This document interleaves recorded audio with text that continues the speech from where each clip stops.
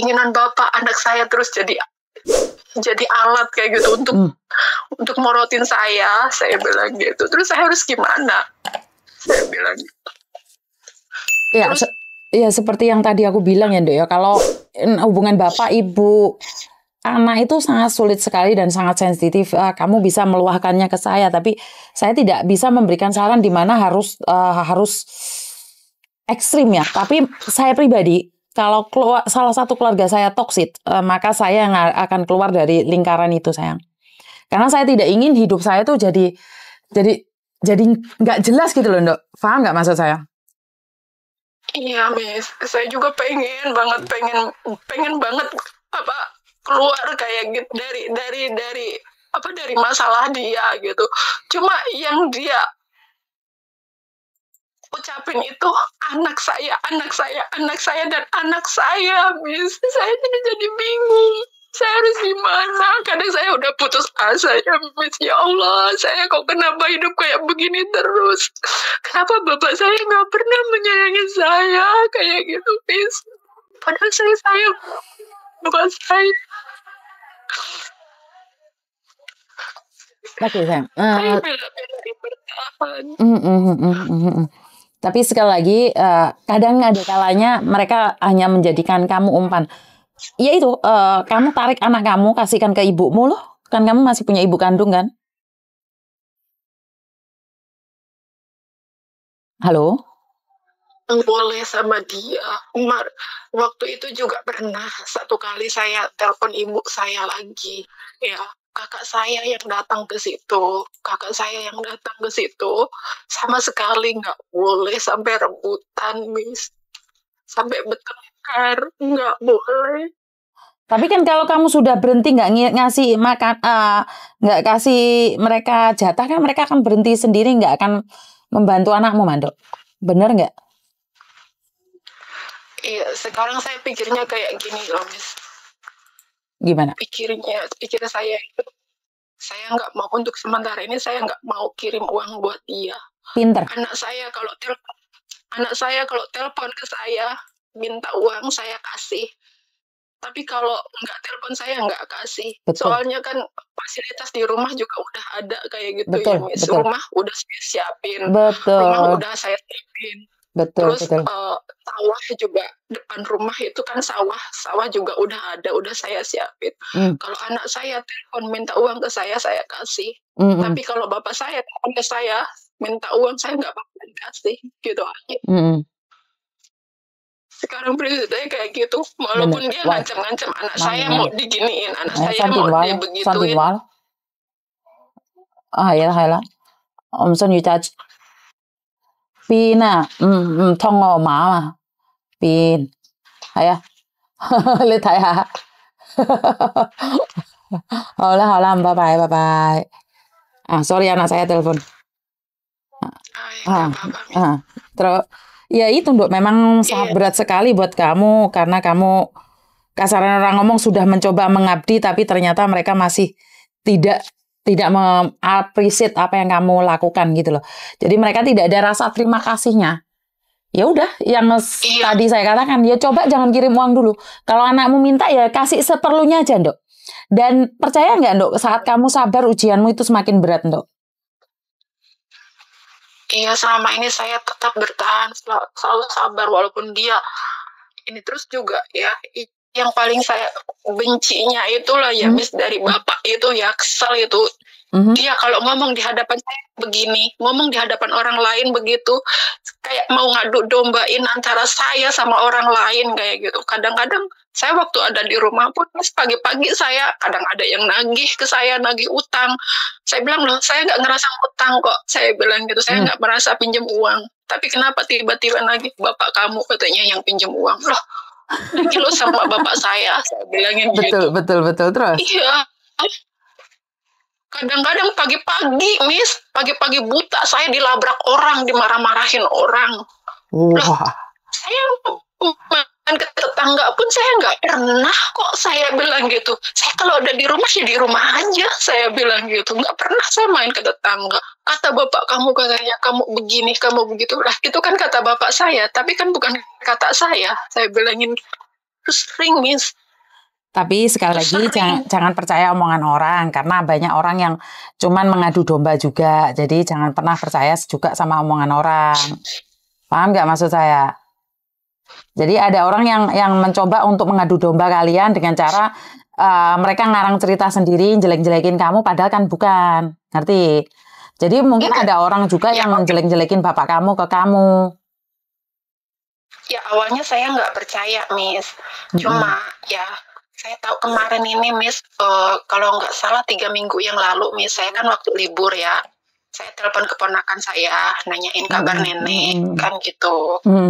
Ya, terus kata ponakan saya, bilangnya kayak gini, katanya ini,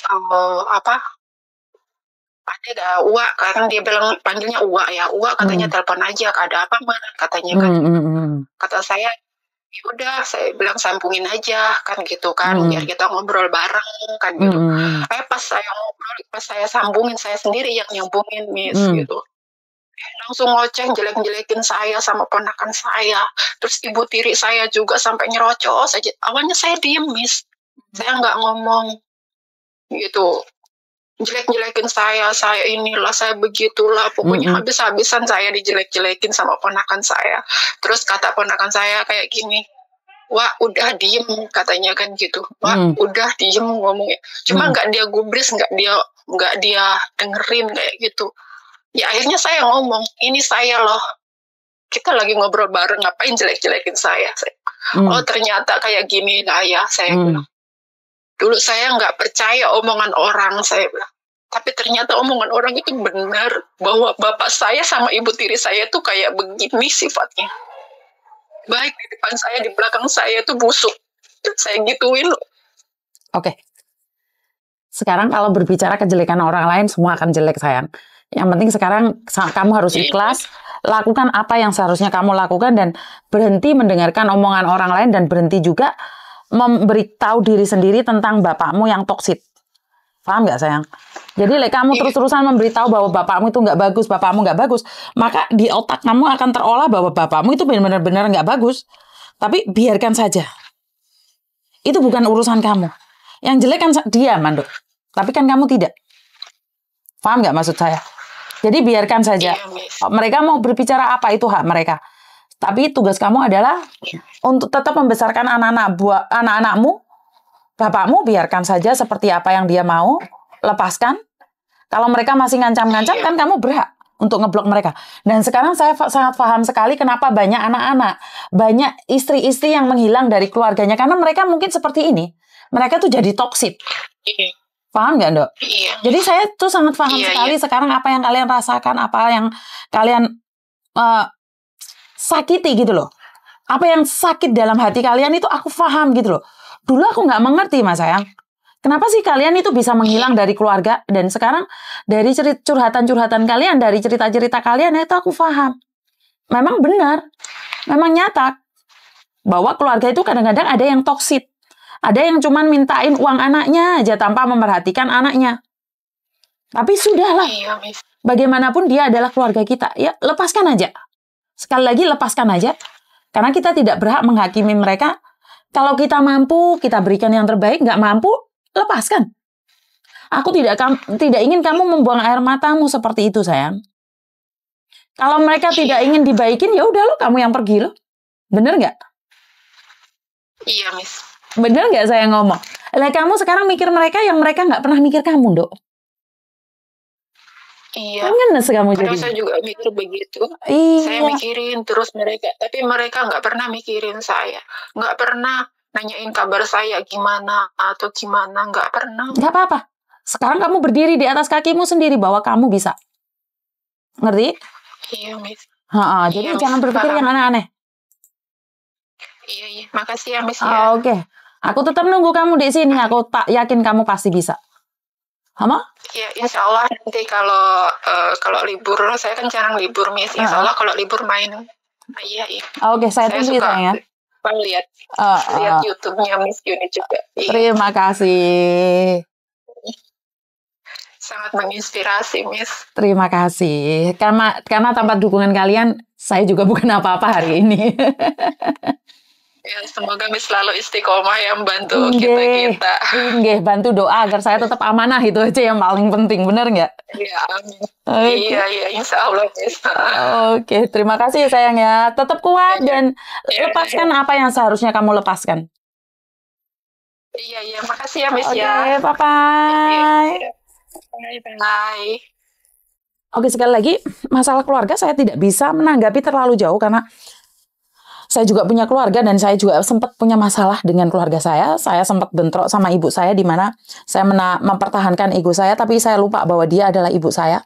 Apapun yang terjadi, dia adalah ibu saya. Sebenci apapun, semarah apapun saya sama ibu, tapi tetap ibu saya gitu loh. Jadi saya tidak akan memberikan solusi pada kalian untuk meninggalkan orang tua kalian. Karena saya pribadi, saya tidak bisa meninggalkan orang tua saya pribadi. Saya tidak bisa. Ya terjadi salah paham, terjadi bentrokan, gesekan dengan orang tua saya itu ada. Saya itu tidak pernah bentrok itu sama ayah saya. Karena ayah saya itu menganggap saya itu sebagai putri kesayangan atau sebagai putrinya dia ya, putri raja ya. Jadi kalau sama ayah saya tidak pernah bentrok. Saya lebih sering bentrok sama ibu saya. Tapi syukur alhamdulillah dari berjalannya waktu, kita saling mengerti, saling memahami, saling koreksi, dan hubungan kami menjadi baik-baik saja.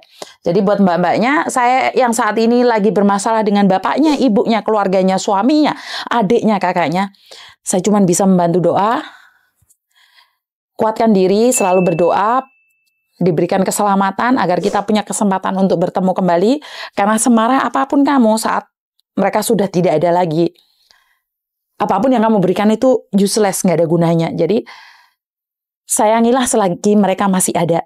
Karena jutaan bunga kamu berikan padanya itu sangat tidak berarti saat dia sudah tidak ada lagi.